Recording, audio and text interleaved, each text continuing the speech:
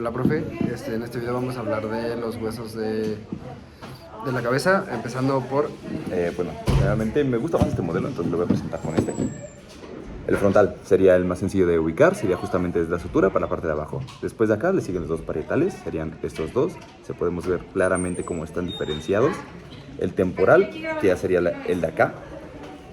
Después de estos, pues bueno, están los cigomáticos, serían estos dos, este izquierdo y derecho. Sería el maxilar superior y la mandíbula, como tal. Como de esta parte, se llega a ver. Para los otros huesos ya mi compañero, miren, acá el temporal, por si llegaba a duda a ver dónde estaba, es este, se ve la división súper clarísima, bueno, clara acá entre el parietal y el temporal. Ahora, aquí podemos observar cómo está el foramen del esfenoides. Un poquito más enfrente, aquí vamos a localizar el palatino y un poquito más arriba, como una línea chiquita, vamos a poder observar el vómer. De igual manera, aquí un poquito, bueno, enfrente, anterior al esfenoides, vamos a poder localizar el etmoides. Aquí no se alcanza a ver muy bien, pero ahorita lo vamos a enseñar. Y esos son todos. Ahora, de este lado podemos encontrar los huesos del cuello. Más específicamente los huesos de la columna vertebral, empezando por atlas, como el que está deteniendo el mundo, axis y bueno, las demás cervicales, y irían posicionados de esta manera. Está haciendo las espinas yendo por atrás, que son inserciones de algunos músculos, y aquí enfrente iría el hueso hioides, el hueso hioideo, A la parte de arriba. conocido como la manzana de Adán, que se marca un poquito más en los hombres. Hola, profe. Y ahora va la parte justamente de lo que serían los músculos de la cara. Primero, pues comenzando con el epicráneo, ¿no? El frontal. Sería en esta parte. Se origina en las fibras cortas y tendinosas de la línea nucal suprema y se inserta en la galea aponeurótica. Realmente su función es arrugar la frente justamente al elevar las cejas, como aquí se llega a ver.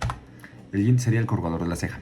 Su nombre dice corruga la ceja. Sería el movimiento, no que este es el procero, sin embargo, es más como justamente este.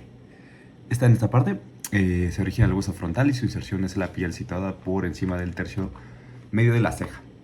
La mayoría de los músculos de la cara está inervado por el nervio facial, ¿no? Pero bueno, como no lo pedía la actividad, pues no lo voy a mencionar. Sin embargo, bueno, el siguiente sería el procero, el que mencioné, justamente está en esta parte. Y su origen es en el hueso nasal y su inserción es el piel de la frente entre las cejas, justo. Sirve para arrugar este pedacito. Siguiente sería el auricular del ojo. Su origen está en la parte medial de la órbita. Sería en todo esto, justamente el músculo donde habita. Su inserción es en la forma de, es como un abanico de la órbita, ¿no? A ver, está toda esta parte. Y lo que sirve es para justamente de que cerrar los ojos fuerte o suavemente. Perdón por si muevo también las cejas, pero eso, justo, es todo esto lo que se llega a hacer. Es cerrar los ojos, ¿no? Lo siguiente sería el elevador del párpado, su nombre lo dice, elevar el párpado superior. Esas son las cejas.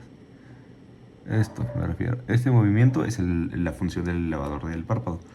Y bueno, este sí está inervado por el nervio oculomotor, lo que llega a ser distintivo, y esto me parece algo clínico, porque sí es relevante mencionarlo, de que si alguien llega a tener una parálisis, pues bueno, se puede coincidir de que qué nervio está afectado, pues ¿no? Depende del músculo que falle. Su origen es en el ala menor del hueso esfenoides y su inserción en el cartílago y piel del párpado superior. El siguiente sería el nasal, justamente sirve para abrir las orillas de la nariz. Algunas personas pueden, algunos no, yo gracias a Dios sí puedo. Y su origen está en el maxilar. Su inserción es en las alas de nariz y el cartílago lateral de la nariz. El elevador del párpado, el del párpado del labio superior y el de la nariz. Es un poco complicado llegar a hacer el movimiento, no me sale muy bien, pero bueno, su origen es en la apófisis frontal del maxilar y su inserción en las alas de la nariz, labio superior. Es extraño, es como por esta parte, pero bueno, su acción es elevar la nariz, ¿no? Elevar el labio superior, nada más que no me sale. O a lo mejor sí me sale, nada más que no es como que tengo que hacer todo el movimiento en conjunto. El siguiente sería el elevador del labio superior. Igualmente su función es elevar el labio. Solamente que pues sí está más ubicado de este lado. Su origen es el borde infraorbital del maxilar y su inserción en el labio superior. Es inervado por el nervio facial, este sí. El siguiente sería el cigomático mayor y su origen es en la parte central justamente del hueso cigomático. Su inserción es en la piel del ángulo y la boca de los labios.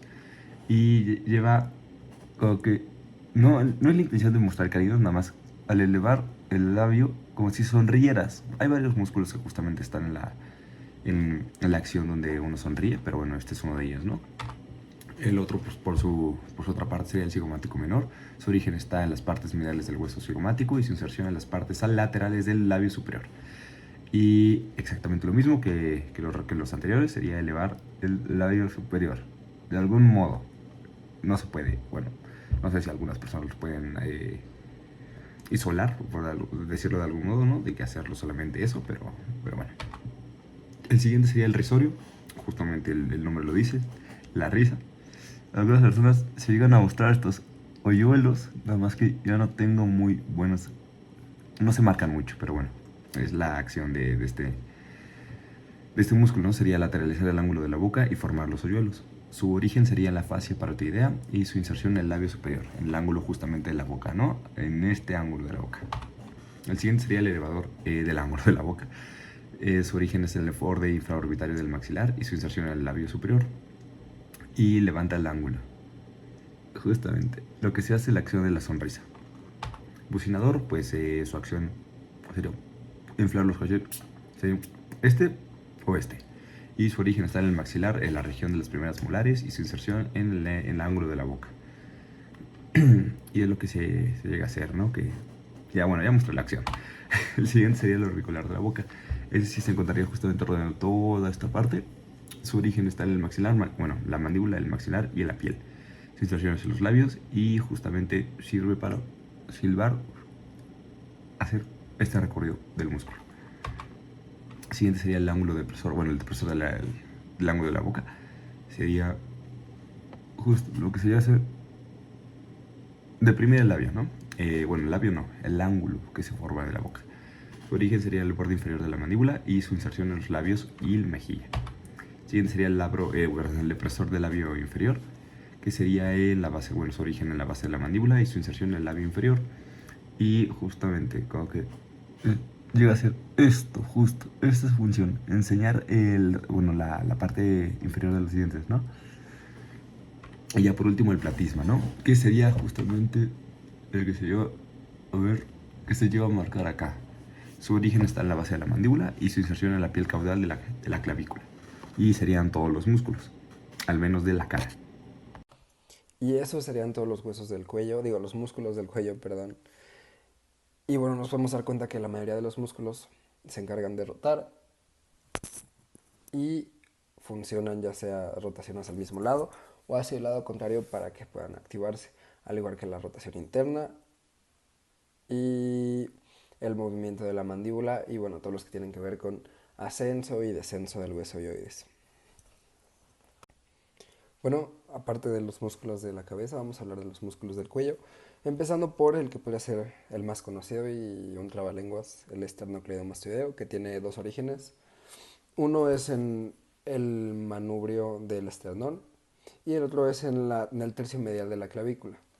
Y se encarga de principalmente de rotar hacia el lado opuesto, además de flexión y flexión lateral de los dos lados.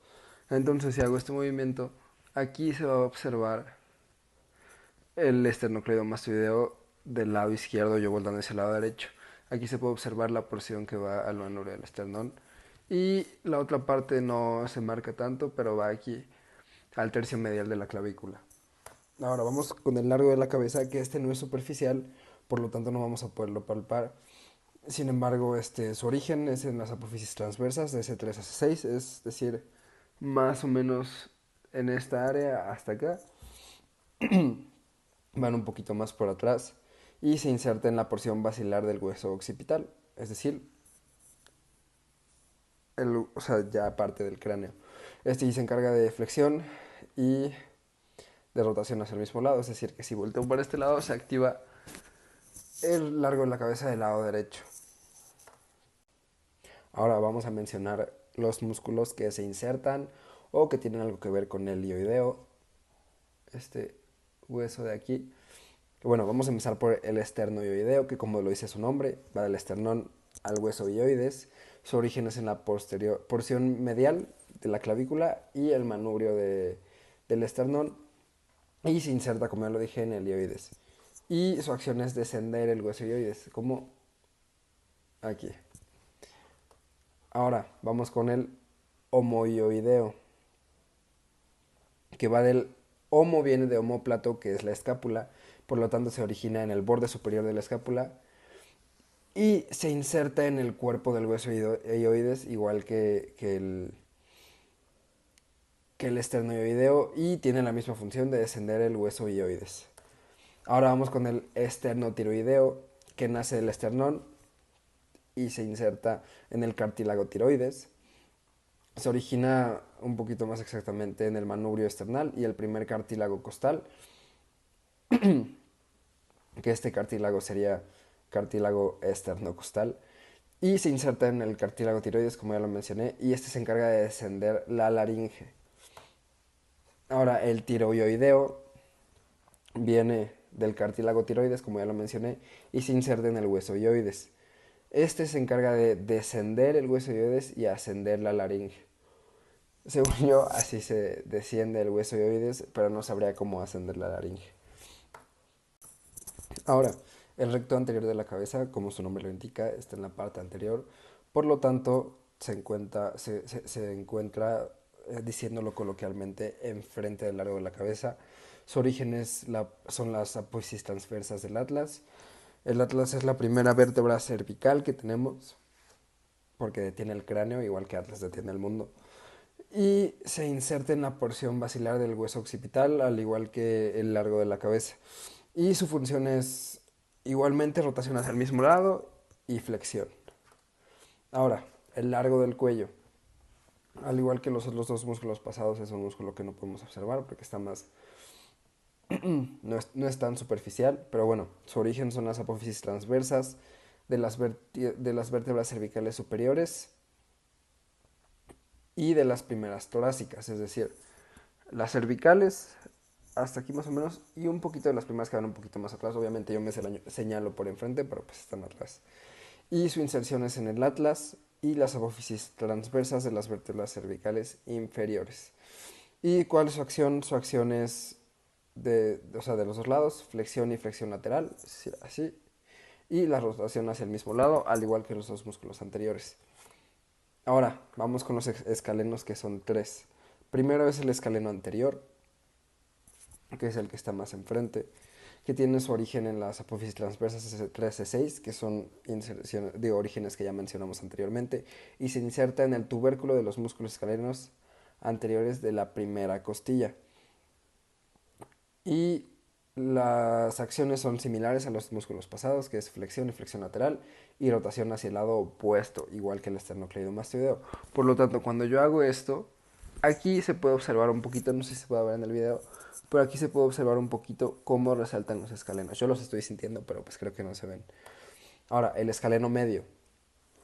El escaleno medio, su origen no es de la C3-C6, sino es en las apófisis transversas de C2-C7 y se inserta en la primera costilla completamente, sin los tubérculos como el escaleno anterior. Y tiene las mismas funciones, que son flexión lateral y rotación hacia el lado opuesto. Se siguen sintiendo igual, los puedes ir siguiendo, pero no son tan superficiales o no se notan mucho en alguien con mi corpulencia.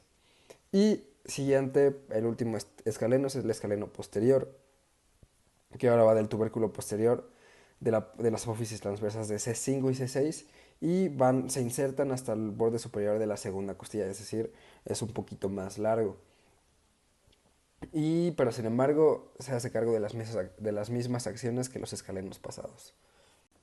Ahora vamos con un músculo que sí tiene que ver con el hueso ioides, sin embargo no tiene origen e inserción en ese hueso, que es el digástrico.